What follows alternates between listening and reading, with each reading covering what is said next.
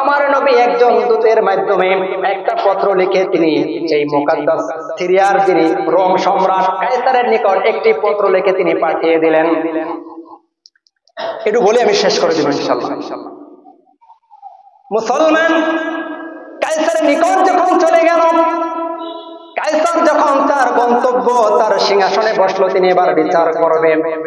এমন অবস্থায় তিনি আরবের যত মানুষ ছিল অর্থাৎ মক্কা মুকাররমার যত মানুষ ছিল এদেরকে সামনে আনা হলো, বণিকদেরকে সামনে আনা হলো, যারা ব্যবসায়ী ছিল। ওই ব্যবসায়ীদের ভিতরে একজন ছিল আবু সুফিয়ান রাদিয়াল্লাহু তাআলা আনহু, যিনি তখনকার সময়ে বড় কাফের ছিলেন, মুশরিক ছিলেন, বেদুইন ছিলেন বলতে পারেন। তাহলে কেন রাদিয়াল্লাহু তাআলা আনহু বলেছে, কিন্তু পরে তিনি মুসলমান হয়েছে। এই আবু সুফিয়ান সেই রোম সম্রাট কায়সারের কাছে আমার নবীকে বেইজ্জতি করার জন্য, মিথ্যাপন্ন করার জন্য বহুত চেষ্টা করেছে, আমার নবীকে অপদস্থ করার জন্য, অপমান করার জন্য। কোনোভাবেই কায়সারের নিকট, রোম সম্রাটের নিকট আবু সুফিয়ান তিনি সার্থক হতে পারেন নাই, তিনি ব্যর্থ হয়েছে। এক পর্যায়ে আবু সুফিয়ান ডাক দিয়ে বললেন, ও রোম সম্রাট শুনে নেন, আমি এখন এমন একটা কথা বলবো যে কথাটা শুনলে আপনি 100% মনে করবেন আব্দুল্লাহর বেটা মুহাম্মদ 100% মিথ্যাবাদী। চিল্লায় বলেন না নাউযুবিল্লাহ। এবার আবু সুফিয়ান বলতেছেন, ও সম্রাট, পয়গম্বর নাকি এক রাতের ভিতরে মক্কা মুকাররমা থেকে বাইতুল মুকাদ্দাস অর্থাৎ আপনাদের এই মসজিদ পর্যন্ত এসেছে, আবার এখান থেকে মক্কা মুকাররমা পর্যন্ত চলে গিয়েছে। এবার আপনি বলেন এই কথাটা কি কোনোদিন সত্য হতে পারে? কায়সার কথা বলার আগে কায়সারের পাশে ওই সমাবেশের ভিতরে, ওই মজলিসের ভিতরে একজন পাদ্রী বসা ছিল।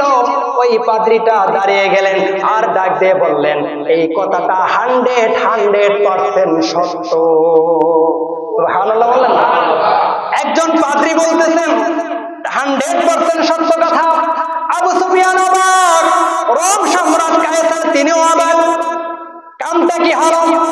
যাকে মিথ্যাপন্ন করার জন্য আমি এই ঘটনাটা বলতেছিলাম, আর এই পাদ্রী নাকি বলে এটা 100% সত্য কথা। এবার কায়সার রোম সম্রাট তিনি আদবের সাথে, বড় আদব নিয়ে তাকে জিজ্ঞাসা করলেন, জনাব তাহলে এবার আপনি বলেন কেমন করে এটা সত্য হয়েছে?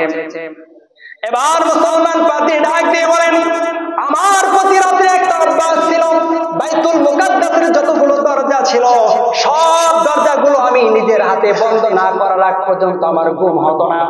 প্রতি রাতের মতো সেদিন রাত্রেও আমি সব দরজাগুলো বন্ধ করলাম, কেবলমাত্র একটা দরজা খোলা ছিল। ওই একটা দরজা আমি এত চেষ্টা করলাম, এত শক্তি প্রয়োগ করলাম, কিন্তু এরপরেও ওই দরজাটা আমি বন্ধ করতে পারছিলাম না। আমি নিজে ব্যর্থ হয়ে গেলাম। আমি আশেপাশে কর্মচারী আরো লোকদেরকে ডাকলাম, এবার সকলে মিলে ওই দরজাটা বন্ধ করার চেষ্টা করলাম, কিন্তু আমরাও ব্যর্থ হয়ে গেলাম, দরজাটা আর লাগাইতে পারলাম না। কি করা যায়? সেই রাতে আমি একজন কাঠ মিস্ত্রিকে নিয়ে আসলাম, দেখো ভাই এই দরজাটাকে কোনোভাবে বন্ধ করতে পারো কিনা। কাঠ মিস্ত্রি অনেকক্ষণ চেষ্টা করার পরেও তিনি দরজাটা আর বন্ধ করতে পারলেন না। এবার তারা ব্যর্থ হয়ে এবার তিনি মনে মনে ভাবতেছিলেন যে বাকিটা আমরা সকালবেলা দেখো, যেহেতু রাত্রে পারি নাই, চলো আমরা চলে যাই। পাদ্রী ডাকতে বলে, ও রোম সম্রাট, আমি সকালবেলা যখন এখানে এসেছি আমি তাকায় দেখি ওই দরজাটার পাশে একটা পাথর ছিল, পাথরটার ভিতরে ছিদ্র ছিল। ওই পাথরটার ছিদ্রের ভিতরে কে যেন তার কোন যানবাহন, কোন ঘোড়া অথবা গাধা বেঁধেছিল। ওই বাধার চিহ্নটাও এখনো আমার চোখে ভাসতেছে। আমি সেখানে লোকজনদেরকে বলেছিলাম 100% আমার আল্লাহ পাক রব্বুল আলামিন কোন নবীদের জন্য এই দরজাটা আজকে খোলা রেখেছিল। 100% কোন নবী এখানে এসেছে আর এই পাথরের সাথে তার যন্ত্রটা বেঁধে এই বাইতুল মুকাদ্দাসের ভিতরে ঢুকে তিনি সালাত আদায় করেছে। আবু সুফিয়ান সেও ব্যর্থ হয়ে গেল, যেটা 100% আমার নবী সেখানে ভ্রমণ করেছে, আর এটা কোনো সামান্য কোনো কথা নয়, এটা আমার আল্লাহ কোরআনুল কারীমের ভিতরেই বলে দিয়েছে। সেই কথাটাই আল্লাহ বলে, সুবহানাল্লাযী আসরা বিআবদিহি লাইলাম মিনাল মাসজিদিল হারাম আল্লাহ পাক রব্বুল আলামিন বলেন আমি রবের পবিত্রতা বর্ণনা করতেছি।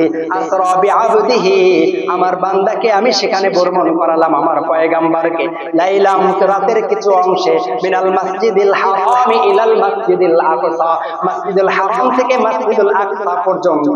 এরপর আমার আল্লাহ বলে বারাকনা হাওলাহু লিনুরিয়াহু মিন আয়াতিনা, তার চারো আশেপাশে ছিল পর্যাপ্ত পরিমাণ বরকত।